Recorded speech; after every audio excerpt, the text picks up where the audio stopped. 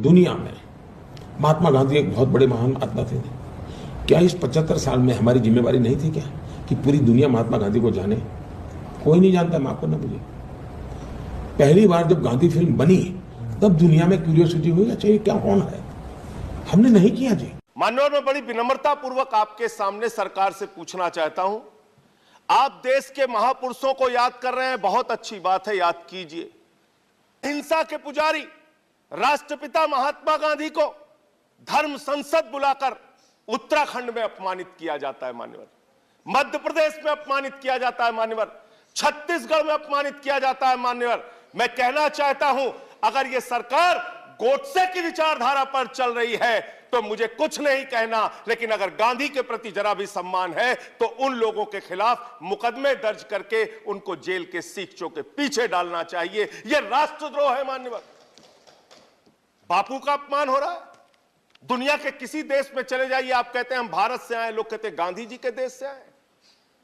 उस महात्मा गांधी का अपमान इस देश में हो रहा है मान्यवर, आजादी के 75वें साल में, और सरकार खामोश, प्रधानमंत्री जी खामोश, कोई उसकी चर्चा नहीं करते, क्योंकि कहीं ना कहीं भारतीय जनता पार्टी जिस विचारधारा से आती है वो विचारधारा गोडसे को महिमा मंडित करने की विचारधारा है, गांधी के विपरीत काम करने वाली विचारधारा है। दूसरी बात मान्यवर, सबका साथ सबका विकास का जिक्र किया गया। एक तरफ आप सबका साथ सबका विकास का जिक्र करते हैं, दूसरे तरफ आपके नेता उत्तर प्रदेश के मुख्यमंत्री कहते हैं, आदित्यनाथ जी भाषण देते हैं, यूपी का चुनाव 80 और 20 पर होगा, 80 और 20 पर होगा। ये 80 और 20 क्या है?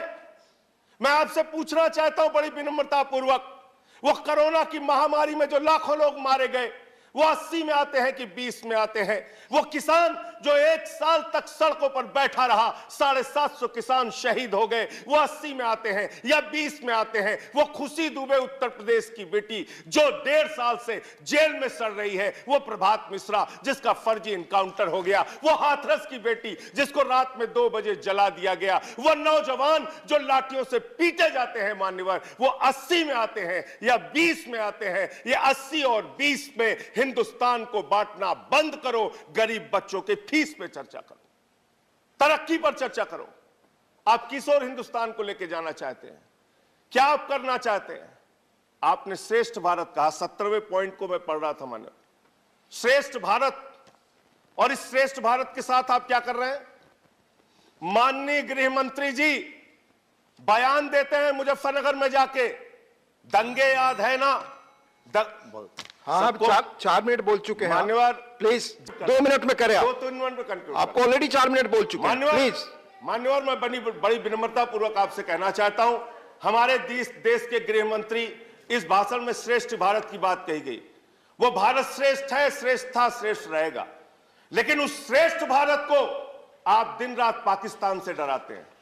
बिहार का चुनाव होता है, पाकिस्तान से डराते हैं, यूपी का चुनाव होता है, पाकिस्तान से डराते हैं, पंजाब का चुनाव होता है, पाकिस्तान से डराते हैं। अरे पाकिस्तान से डराना बंद करो। हम 130 करोड़ हिंदुस्तानी हैं, हम किसी पाकिस्तान से नहीं डरते। अगर भाजपा के लोगों को डर लगता है तो चुनाव प्रचार में निकलना बंद कर दीजिए, लेकिन पाकिस्तान की चर्चा चुनाव में मत कीजिए।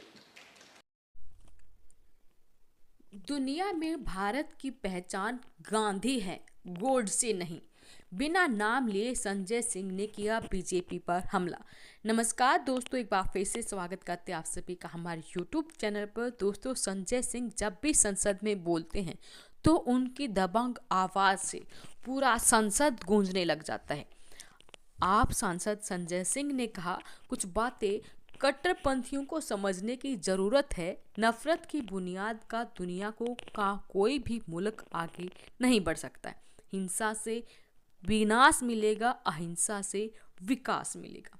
जी हाँ दोस्तों, आप सांसद संजय सिंह ने भाजपा की गोडसे वाली मानसिकता को लेकर उनको क्या खूब धोया। उन्होंने कहा कि भारत की पहचान गांधी है, गोडसे नहीं।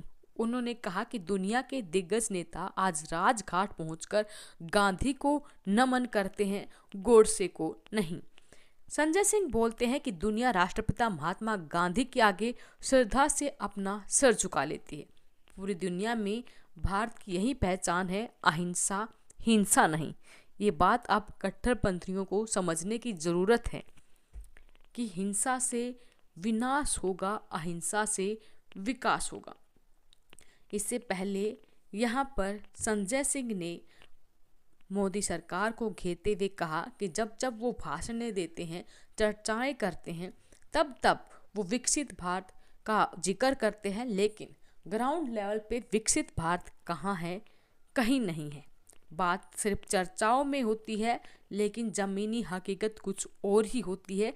ज़मीनी हकीकत में विकसित भारत का कुछ लेना देना नहीं है। संजय सिंह की इन बातों से आपका क्या कहना है? वीडियो के कमेंट बॉक्स में अपनी राय जरूर दें। वीडियो अपने साथी दोस्तों के साथ जरूर शेयर करें। धन्यवाद। जय हिंद, जय भारत।